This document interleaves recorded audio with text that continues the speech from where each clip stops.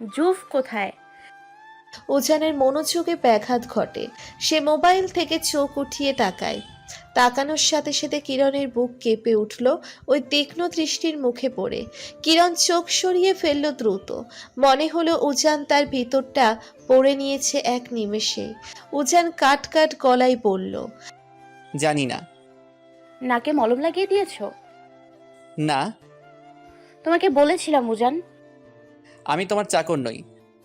কিরণ আশ্চর্যান্বিত হলো। সামান্য মলম লাগানোর সাথে চাকরির কি সম্পর্ক? বলল, চকরের কথা উঠছে কেন? ভাই হিসেবেও তো মলমটা লাগিয়ে দিতে পারতে। আমার ভাই এতটা উইক নয় যে সামান্য একটা মেয়ের হাতের আঘাতে আহত হবে। কিরণ এক হাত কোমরে আর এক হাত কপালে রাখলো। চোখ বন্ধ করে কপাল মাসাজ করলো। গভীর শ্বাস নিয়ে উঠতি রাগকে দমন করলো। উজান তাকে ছোট করে কথা বলার সুযোগ কখনো মিস করে না। সব সময় তাকে ছোট করবেই। না করলে যেন উজানের পেটের ভাত হজম হয় না। এই যে মাত্র এই কথাটাই সে খুব সুন্দর করে বুঝিয়ে দিল যে কিরণ সামান্য একটা মেয়ে। কিরণ উজানের দিকে ঝুঁকলো কিছুটা। দাঁতে দাঁত চেপে হেসে বলল, এই সামান্য মেয়েটার জন্যই কিন্তু তোমার ভাই পাগল উজি। আর এই সামান্য মেয়েটাকেই তুমি অনুরোধ করেছিলে তোমার ভাইয়ের সাথে থেকে যাওয়ার জন্য। আমি যদি না করতাম তাহলে বোধহয় পায়েও পড়তে দ্বিধাবোধ করতে না, তাই না মিস্টার উজি? উজান শান্ত অথচ ক্রূর চোখে তাকায় কিরণের দিকে। এক মিনিট দুজনেই দুজনের চোখের দিকে তাকিয়ে থাকে।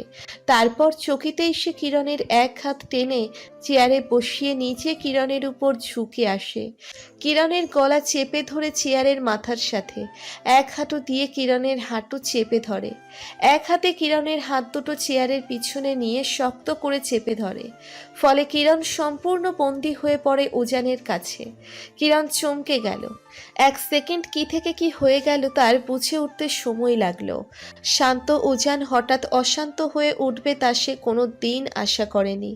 যেন অন্য এক উজানকে দেখছে সে। সামান্য একটা কথায় উজান এতটা রিয়্যাক্ট করবে কিরণ ভাবতেই পারেনি। উজান কিরণের একদম মুখের কাছে এসে পড়েছে। কিরণের গলা চেপে ধরেছে শক্ত করে। ফেইরি লাইটের সোনালি বেগুনি আলো খেলা করছে উজানের সারা মুখে। চোয়াল শক্ত, চোখ মুখ সেই আগের মতো স্বাভাবিক হলেও কিরণের কাছে মনে হলো উজান তার দিকে ক্ষুব্ধ রাগী চোখে তাকিয়ে আছে। চোখে মুখে ক্রোধ। কিরণ চোখ বন্ধ করে ফেলল। উজানের এমন দৃষ্টির সাথে সে অপরিচিত। উজান এত রাগলো কেন? এই কথাটা কি তার আত্মসম্মানে বেশি আঘাত দিয়ে ফেলেছে? কিরণ গলা নাড়িয়ে উজানের হাত ছাড়ানোর চেষ্টা করলো, পারল না। উজানের নখ ডেবে গেছে তার গলায়। উজান কিরণের হাত মুচড়ে শান্ত গলায় বলল, তোমার মতো 2 টাকার মেয়ের পায়ে পড়ার মতো দুর্ভাগ্য দিন এই উজানের কখনো আসেনি। তোমাকে তো আমি রাস্তার মেয়েও ভাবি না, ক্লাসলেস বস্তির মেয়ে তুমি। আমার এতটাও ঠেকা পড়েনি যে তোমার কাছে অনুরোধ করব। তোমাকে তো আমি আদেশ দিয়েছি, আদেশ। আমার ভাই রুচি এতটা খারাপ তা তোমাকে দেখলেই বোঝা যায়। একটু থেমে উজান কিরণের আরো কাছে এলো। কিরণের কানের কাছে মুখ নিয়ে মুখ ফুলিয়ে ফিসফিস করে বলল, ভুলে গিয়েছো আমাদের ডিলের কথা? ডিল অনুযায়ী কাজ করতে গিয়ে নিজেই ফেসে গেলে, অথচ দোষ দিলে আমার। এটা অন্যায় হয়ে গেল না কিরণ? কিরণের গলা চেপে ধরায় তার কথা বলতে খুব কষ্ট হচ্ছিল। তাও ভাঙা গলায় কিরণ দাঁত কিরমির করে বলল, আপনিই ফাঁসিয়েছেন আমায়, প্রতারক কোথাকার। বিট্রে করেছেন আমার সাথে। 1 মাসের ডিলে আমাকে সারা জীবন ফাঁসিয়ে দিলেন। আমার জীবন শেষ করেছেন। এর শোধ তো আমি নিবই। খেলার শুরুটা আপনি করেছেন, শেষটা আমার হাতেই হবে। কিরণের চোখে জল, বুকের ভিতরটা হাহাকার আর্তনাদে কেঁপে কেঁপে উঠছে।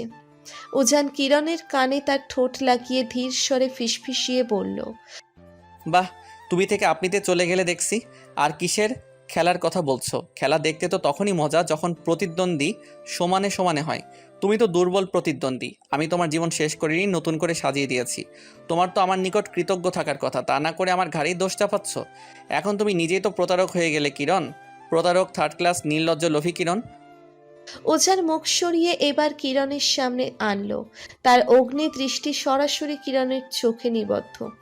রাগে অপমানে কিরণের চোখ ভিজে গেল। এতটা অপমান তাকে কেউ কখনো করেনি। উজান তাকে প্রথম থেকেই দেখতে পারত না। তার ধারণা কিরণ তার ভাইয়ের লাইফ নষ্ট করেছে। তাই সুযোগ পেলেই কিরণকে অপমান করে, এমনকি চাউফানের সামনেও। একমাত্র ভাই বলে চাউফান রাগ চেপে সহ্য করে যায়, না হলে উজানের লাশ আজ নদীতে ভেসে উঠত। তাহলে আপনার ভাইকে কেন বলছেন না আমাকে ছেড়ে দিতে? কেন এখনো আটকে রেখেছেন আপনার ভাইয়ের জন্য? হ্যাঁ, কিরণের প্রশ্নে তাচ্ছিল্য ফুটে উঠল উজানের মুখে। তাচ্ছিল্য করে বলল, কম তো চেষ্টা করিনি তোমাকে জুবের লাইফ থেকে সরাতে। জুব তোমার জন্য কতটা উন্মাদ হয়ে গিয়েছিল জানো? দিন নেই রাত নেই শুধু তোমার নাম জপতো, নাওয়া খাওয়া সব ভুলে তোমাতে বিভোর ছিল। তুমি যেদিন পালিয়ে গিয়েছিলে সেদিন জুব আমার কাছে কান্না করে তোমাকে ভিক্ষা চেয়েছিল যেন তোমাকে এনে দিই। একমাত্র জুব যাতে ভালো থাকে সেই জন্য তোমাকে রাখা। ওইখানে যত মেয়ে দেখছো না, এরাও তোমার থেকে হাই ক্লাসের। ইভেন ইয়ানাও। তুমি তো তাদের নখের যোগ্যও নও। তোমাকে শুধু প্রয়োজনের জন্যই রেখেছি, জুবের প্রয়োজনে। উজান ভাই, উজান চোখ উঠিয়ে দেখে আহজান। আহজানের চোখে মুখে কৌতূহল। উজান কিরণের গলা আর হাত ঝটকা মেরে সরিয়ে দিয়ে উঠে আসলো, ফলে কিরণ চেয়ার থেকে উল্টে পড়ে গেল। আহজান এগিয়ে গিয়ে কিরণকে ধরতে নিলেই উজান বাদ সাধে।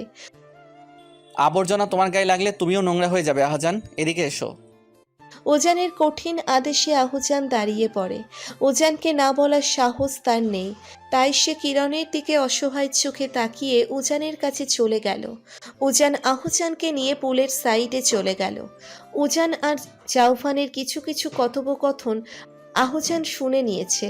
তার ধারণা উজান কিরণ মেয়েটাকে একদম অপছন্দ করে। উজান যদি কাউকে অপছন্দ করে তবে উজান তার দিকে ফিরেও তাকায় না। রাগ করা তো দূরের কথা, তাহলে কিরণের সাথে এত রাগ দেখালো কেন? উজানকে সে যত বছর ধরে চেনে তাতে উজানকে কখনোই এতটা রাগতে দেখা যায়নি। সবসময় শান্তভাবে হ্যান্ডেল করে। আসলে উজানকে হঠাৎ রেগে যেতে দেখে আহজান নিজেও কিছুটা ঘাবড়ে গেল। অথচ আহজান জানল না তার ঠিক পিছনে আরেকজনও কিরণ আর উজানের ফিসফিসানো কথাগুলো ছাড়া সব কথা শুনে ফেলেছে। হাত মুষ্টিবদ্ধ আর ক্রোধান্বিত হলেও সে যে কিছুই করতে পারবে না। আহজান কুণ্ঠিত হয়ে বলল, ভাই একটা পার্সোনাল কথা জিজ্ঞেস করি। উজানের দৃষ্টি আবদ্ধ ছিল পুলের নীল পানির দিকে। তার চোখ মুখ এখনো শক্ত, গালের কাটা দাগ জ্বলজ্বল করছে আলোতে। সে কাষ্ঠ কণ্ঠে বলল, আমার ভাইয়ের জীবনটা যে ধ্বংস করবে তাকে আমি ছেড়ে দেব না, সে যেই হোক না কেন। আর কিছু জানতে চাও? আহজান দুপাশে না বোধক মাথা নাড়ালো। সে সবটুকু বুঝতে না পারলেও কিছুটা বুঝতে পারছে যে কিরণ চাউফানের লাইফে আসাতে উজান খুশি নয়। উজান বলল, চেঞ্জ দ্য টপিক। তোমার খবর কি? সামনের সপ্তাহে তোমাকে তো কক্সবাজার যেতে হবে, সব কিছু অ্যারেঞ্জ করেছো? আপনাকেও যেতে হবে ভাই, আমি এখনও ফ্রেশার। আপনি আমার ইনস্ট্রাক্টর হিসেবে থাকবেন।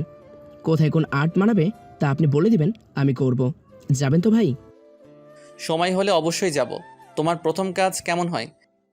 আর কিছু বলার আগেই পেছন থেকে কেউ একজন জোরে ধাক্কা দিল উজানকে, যার কারণে উজান পুলে পড়ে গেল। সকলে দ্বিতীয়বারের মতো হতভম্ব হলো। উজান ভিজে গেল সম্পূর্ণ। স্কাই ব্লু টি শার্ট গলিয়ে পুলের হালকা গরম পানিতে তার শরীরের গঠন বোঝা যাচ্ছে। কপালের চুল লেপ্টে চোখের সামনে এসে পড়ল। উজান হাত দিয়ে মুখ থেকে পানি সরিয়ে তাকালো উপরের দিকে। দেখল কিরণ দাঁড়িয়ে রাগে ফুঁসছে। তাকে খ্যাপা বাঘিনীর ন্যায় লাগছে, চোখে ক্রোধের আগুন। এই উজান মানুষটার জন্য তার জীবন নষ্ট। উজানকে পুলে পড়তে দেখে সকলে হেসে উঠল। আহজান নিজেও ঠোঁট চেপে হাসল। দূরে দাঁড়িয়ে থাকা জাউফানের রাগী মুখেও একটু হাসির ছোঁয়া লাগলো। উজানকে সে কিছু করতে না পারলেও কিরণ তো রাগ বেড়েছে। তার ভালোবাসাটা আসলেই মারাত্মক একটা বোম। উজানের সাথে কেউ কখনো বেয়াদবি করার সাহস পায়নি। যাক, অবশেষে একজন তো পেরেছে। সকলের চোখে মুখে হাসির ফোয়ারা বইলেও দুটো মানবী দুজনের দিকে জ্বলন্ত চোখে তাকিয়ে আছে। দাউ দাউ করে জ্বলে আগুনে পৃথিবী ধ্বংস করে দেওয়ার মতো সেই সৃষ্টি। উজান শাওয়ারে চোখ বন্ধ করে বাথটাবে হেলান দিয়ে আছে সে। বৃষ্টির ফোঁটার মতো ঝর্ণার গরম পানি আছড়ে আছড়ে পড়ছে তার সারা মুখে। গালের কাটা দাগ বেয়ে পানিগুলো ঘাড় অবধি পৌঁছে মিলিয়ে যাচ্ছে। বাথটাবের এক হাত দূরত্বে কাছের স্লাইড। এখান থেকে নদী দেখা যায়, তবে কুয়াশার কারণে তা ঢেকে আছে। চারিদিকে কুয়াশার বিচরণে মনে হয় যেন এখন মেঘের দেশে সে ভেসে বেড়াচ্ছে। কিরণের রাগী মুখ তার চোখে ভাসতেই চোখ খোলে উজান। তাকে পানিতে ফেলে দেওয়ার আনন্দ, প্রতিশোধ, রাগ সবটা তখন ফেরি লাইটের আলোতে চলচল করছিল কিরণের সারা মুখে। উজান ভেবে পায় না 2 টাকার একটা মেয়ের বুকের পাটা কতটুকু যে উজানের সাথে লাগতে আসে। যার দয়া এসে বেঁচে আছে তার পেটেই লাথি মারছে। কিরণের উচিত ছিল উজানের বশ্যতা স্বীকার করা, উঠতে বললে ওঠা, বসতে বললে বসা। কিন্তু কিরণ তো তার সম্পূর্ণ উল্টো। ব্যাপারটা এমন হলো না যে আমার বিড়াল আমাকেই বলে ম্যাও। হা, এখানে কি তার কোনো ভুল আছে? কিরণের থেকেও বেশি আছে অবশ্য, তবে শেষেটা তার ইহজনমেও স্বীকার করতে নারাজ। অন্তত কিরণের মতো একটা মেয়ের সামনে যাই করুক না সে, হোক ভুল হোক ঠিক, তার সবই ঠিক। শুধু কিরণ ভুল, শুধুই কিরণ। ওজান আবার চোখ বন্ধ করে উষ্ণ পানিতে মাথা ডোবালো শান্তিতে। শাওয়ার শেষে নিয়ে নিজের পেইন্টিং রুমে ঢুকতেই কিছু একটা কপালে এসে লাগে। রুম অন্ধকার ছিল। সে গিয়ে সুইচ অন করে দেখলো জাউফান তার টুলে বসে আছে। নিচে তাকিয়ে দেখলো রঙের কৌটো। জাউফানের চোখ মুখ লাল, চোখ দুটো হালকা ভেজাও। ওজানকে দেখতে পেয়ে জাউফান ব্যস্ত হয়ে তার কাছে আসলো, কপালে হাত রেখে বলল, ব্যথা লেগেছে ভাই, শরীরে ভুল করে লেগে গিয়েছে। বলছে ঠিকই, কিন্তু তার চোখে মুখে কোথাও অনুতপ্তের ছাপ পেল না উজান। উল্টে যেন জাউফান উজানকে মেরে খুবই মহৎ কাজ করে ফেলেছে। উজান ঝাড়ি মেরে জাউফানের হাত সরালো, শীতল চোখে তাকিয়ে বলল, নাটক কম করবি আমার সামনে। প্রত্যুত্তরে জাউফান হাসলো হো হো করে। উজান চারপাশে চোখ বোলাতেই চোখে বিষাদ এসে ভর করলো। তার সবগুলো আর্টে কালো রং মাখানো, একটা আর্টও বাদ নেই। ছোট্ট একটা টুলের উপর ছিল 2টো হাতের মিলনের ভাস্কর্য। এটা সে স্কাল্পচার ডিপার্টমেন্টের স্টুডেন্টদের নিকট উপস্থাপন করবে বলে বানিয়েছিল। সেটার টুকরো টুকরো ভাঙা অংশগুলো ছড়িয়ে ছিটিয়ে নিচে পড়ে আছে। সে কঠিন চোখে জাউফানের দিকে তাকালে জাউফান নিষ্পাপ চোখে তাকায়, বলে, উফস, আমি তো জাস্ট একটু আর্ট শিখতে চেয়েছিলাম তোর মতো। ভাবলাম আর্ট করে তোকে তাক লাগিয়ে দেব, কিন্তু দেখ না, একটু সুন্দর হলো না।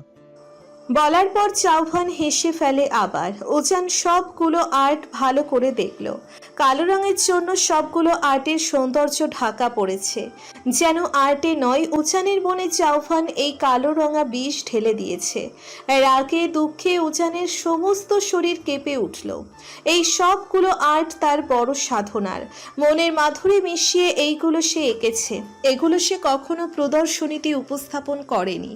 এগুলো একান্ত, যা দেখলে তার মনের সকল খারাপ লাগা কর্পূরের মতো উবে যায়। উজান আগে গিয়ে ড্রয়ার খুলে একটা ক্যানভাস বের করলো, তাতেও কালো রং। এবার যেন উজানের দুঃখ আকাশ সম হলো। এই ক্যানভাসে তার সবচেয়ে প্রিয় একটি আর্ট ছিল, যেখানে গোলাপ ফুলের গাউনে মোড়ানো একটি মেয়ে বাগানের গোলাপে হাত ছোঁয়াচ্ছে। চুলগুলো কোমর সমান। তার ঠিক অদূরে একটি বটগাছের নিচে একটি ছেলে তাকে লুকিয়ে লুকিয়ে দেখছে। অথচ ছেলে এবং মেয়েটির কারো চেহারাই অঙ্কিত নয়। তাদের চেহারা আঁকতে পারেনি উজান, কেন জানে না। তবে এই আর্টটি যতবারই মনে এসেছে ততবারই ছেলেটির এবং মেয়েটির চেহারা সে অস্পষ্ট দেখেছে, একদম ধোঁয়াশা। তবে সে অনুভূতি খুব গাঢ়ভাবে উপলব্ধি করতে পারছিল। ছেলেটির চাহনি ছিল গভীর। বহুকাল অন্ধকারে থাকার পর এক টুকরো আলো চোখে পড়লে মানুষ যেন সেই আলোটির জন্য মরিয়া হয়ে ওঠে। তেমন মরিয়া হয়ে উঠেছিল সেই ছেলেটি মেয়েটিকে পাওয়ার জন্য। আর মেয়েটি খিলখিল করে হাসছে, চোখে মুখে অন্যরকম উজ্জ্বলতা, প্রাণবন্ত। তার এই প্রিয় আর্টের উপর জাউফান কালো রং দিয়ে মেয়েটির চেহারা বিকৃত করে দিয়েছে। ছেলেটির উপর ক্রস চিহ্ন আঁকা, পেছনের নীল আকাশ লাল রং দিয়ে রক্তের মতো ঢেলে দেওয়া হয়েছে। উজান তাকালো জাউফানের দিকে, চোখ রক্তিম তার। জাউফান তা দেখে অবাক আর ভয় পাওয়ার ভান করলো। ও মাই গড উজি, এভাবে তাকাবি না প্লিজ, আমি খুব ভয় পাচ্ছি। দেখ আমার হাত পা কাঁপছে। বলেই মুখ চেপে হাসলো জাউফান, তার হাসি পাগলের মতো। কেন এমন করলি তুই? উজানের গলার স্বর কাঁপছিল।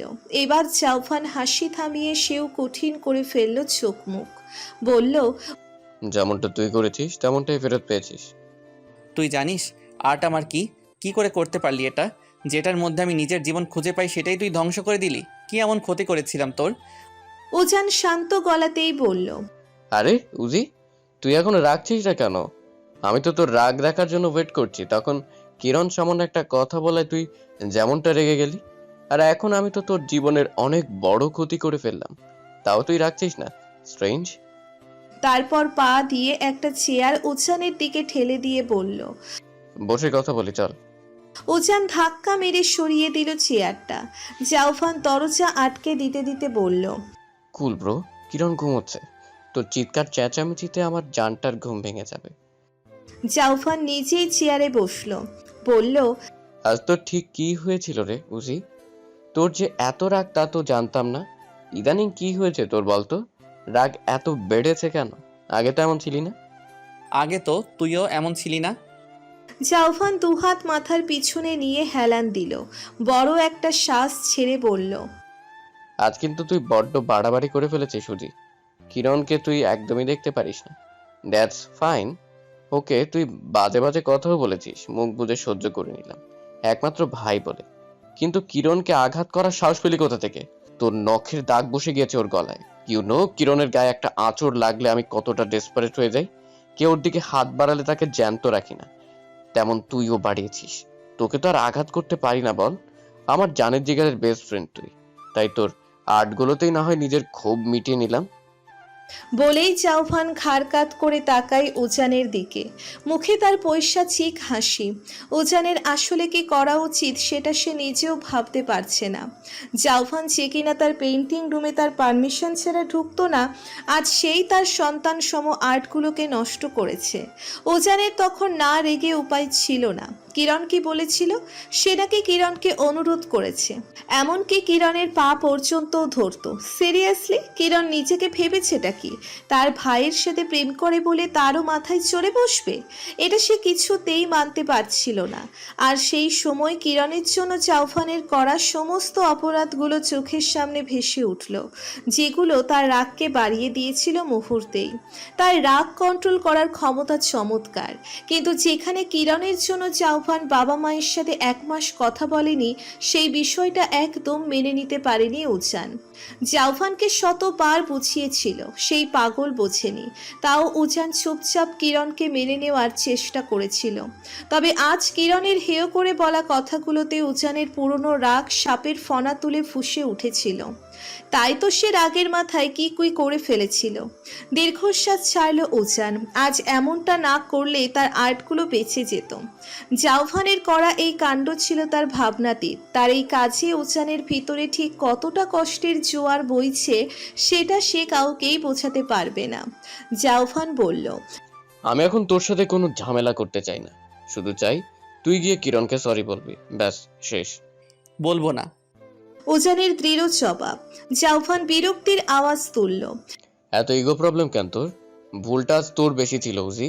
তুই কিরণকে রাস্তার মেয়ে, ক্লাসলেস বস্তির মেয়ে বলেছিস, হার্টও করেছিস।